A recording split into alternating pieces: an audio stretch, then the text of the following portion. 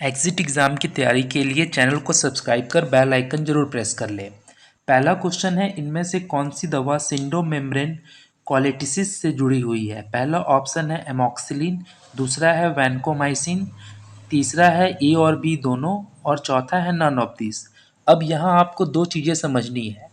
पहला, सिंडोमेम्ब्रेनस क्या होता है और दूसरा वैनकोमाइसिन क्या होता है। चलिए पहले समझते हैं कि सिंडोमेम्ब्रेनस को कोलेटिस क्या होती है। जब आपकी बड़ी आंत यानी कि कोलन में स्वेलिंग या इन्फ्लेमेशन यानी कि सूजन हो जाती है तो उसे सूडोमेम्ब्रेन कोलेटिसिस कहा जाता है। यह बीमारी क्लोस्ट्रोडियस डिफिकल्टिस बैक्टीरिया के कारण होता है। तो क्वेश्चन भी आपको यही पूछ रहा है कि यदि किसी व्यक्ति को उसकी बड़ी आंत यानी कि कोलन में क्लोस्ट्रोडियस बैक्टीरिया के कारण स्वेलिंग यानी कि सूजन हो जाए तो उसे नीचे दी गई कौन सी दवा से आप ठीक करोगे। तो इसका सही आंसर है ऑप्शन बी यानी कि वैंकोमाइसिन वह ड्रग है जो डॉक्टर की सलाह पर लेने से बड़ी आंत में बैक्टीरिया के कारण हुई सूजन ठीक हो जाती है। वैंकोमाइसिन एक एंटीबायोटिक है जो बैक्टीरिया को मारने के साथ साथ उसके ग्रोथ को भी रोकती है। हमारा दूसरा क्वेश्चन यह है कि नीचे दी गई कौन सी दवा का सबसे अच्छा वॉल्यूम ऑफ डिस्ट्रीब्यूशन है। पहला ऑप्शन है ज़िडोब्यूडिन, दूसरा ऑप्शन है क्लोरोक्विन, तीसरा ऑप्शन है एवाकीर और चौथा ऑप्शन है लेप्टिन। तो वॉल्यूम ऑफ डिस्ट्रीब्यूशन को हमें पहले समझना होगा, तभी इस क्वेश्चन का आंसर हम जान पाएंगे। वॉल्यूम ऑफ डिस्ट्रीब्यूशन का अर्थ है कि जब कोई ड्रग हमारे शरीर के अंदर प्रवेश करता है तो वह कोशिका में जाता है। कोशिका यानी कि सेल की प्लाज्मा में वो अच्छी तरह से घुल मिल जाता है और ये तभी हो पाएगा जब ड्रग का कंसंट्रेशन और प्लाज्मा का कंसंट्रेशन दोनों समान हो। इसीलिए दवा बनाते समय एक फार्मासिस्ट हमारे शरीर के अंदर की कोशिका में पाए जाने वाले प्लाज्मा के कंसंट्रेशन को ध्यान में रखकर ही किसी दवा का निर्माण करते हैं। इसका फॉर्मूला होता है A = C×V टी। यहाँ ए का मतलब अमाउंट ऑफ ड्रग है, सी का मतलब प्लाज्मा कंसंट्रेशन है और वीडी का मतलब होता है वेरिएशन ऑफ कंसंट्रेशन। तो आइए जानते हैं कौन सी दवा वॉल्यूम ऑफ डिस्ट्रीब्यूशन सबसे अच्छा है। तो इसका सही आंसर है chloroquine. So here option B is the right answer. हमारा तीसरा क्वेश्चन यह है कि गैंसीक्लोविर किसके लिए इस्तेमाल की जाती है। पहला ऑप्शन है सी एम वी रेंटिटिस, दूसरा ऑप्शन है एंटी इन्फ्लुएंजल ड्रग, तीसरा ऑप्शन है एंटी हेलेमेटिक ड्रग और चौथा ऑप्शन है एंटी लेप्रोटिक ड्रग। अब इसका आंसर जानने के लिए हमें यह समझना होगा कि आखिर यह दवा क्या है। इस दवा को 1980 में यूनाइटेड स्टेट में बनाया गया उन लोगों के लिए जिनका इम्यूनिक सिस्टम यानी कि रोग प्रतिरोधक क्षमता कमज़ोर है।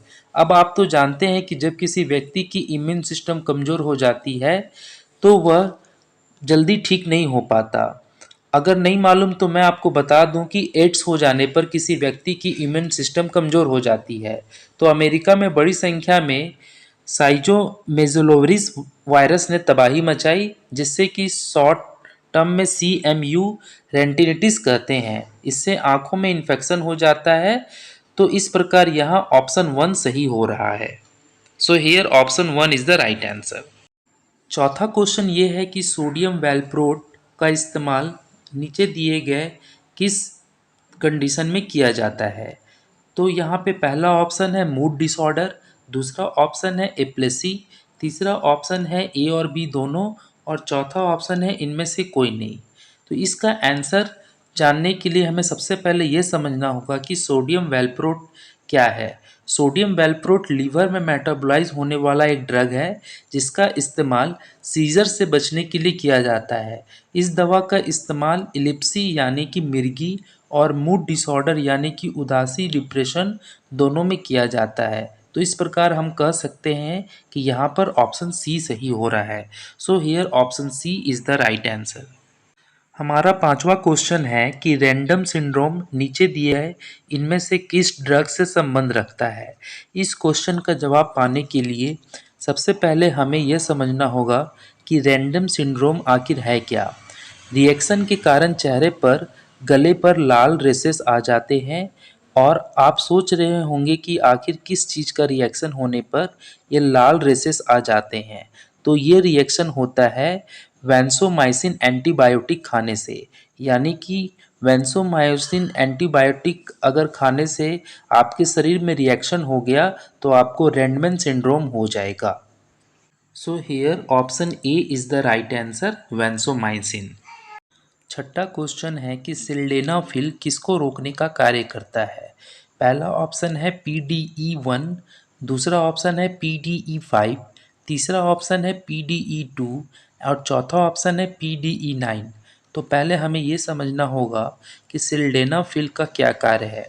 सिल्डेनाफिल दवा का इस्तेमाल सेक्स की ताकत को बढ़ाने के लिए किया जाता है, जिसके लेने से पेनिस स्ट्रांग हो जाता है। ऐसा इसलिए क्योंकि सिल्डेनाफिल फॉस्फोडिस्ट्रेस 5 इनहिबिटर है, जो कि वीर्य यानी कि चिपचिपा लिक्विड जिसे कि सीमन कहते हैं, उसे जल्दी डिस्चार्ज होने से रोकता है। तो इस प्रकार हम कह सकते हैं कि ऑप्शन 2 यहाँ पर सही है। So here option 2 is the right answer.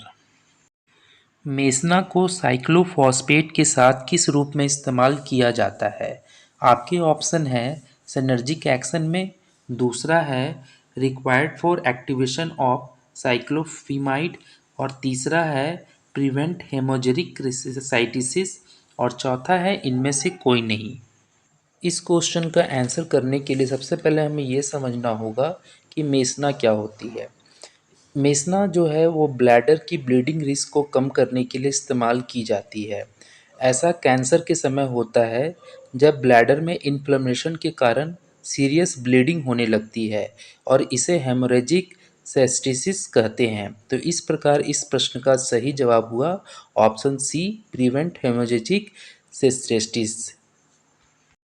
अगला क्वेश्चन है कि इनमें से कौन NRTI है। पहला ऑप्शन है स्क्विनर्सिविर, दूसरा ऑप्शन है एप्कावीर, तीसरा ऑप्शन है इंडियानावीर और चौथा ऑप्शन है राइटोनावीर।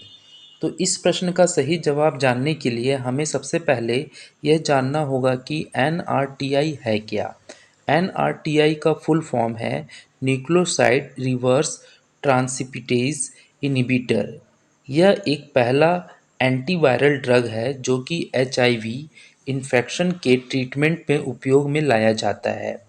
अब इस क्लास की एक दवा है जो ब्लड के अंदर HIV वायरस को मारती है और उस दवा का नाम है एप्कावीर।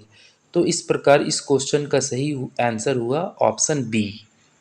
हमारा अगला क्वेश्चन है कि वारफिन दवा को कब नहीं लेना चाहिए।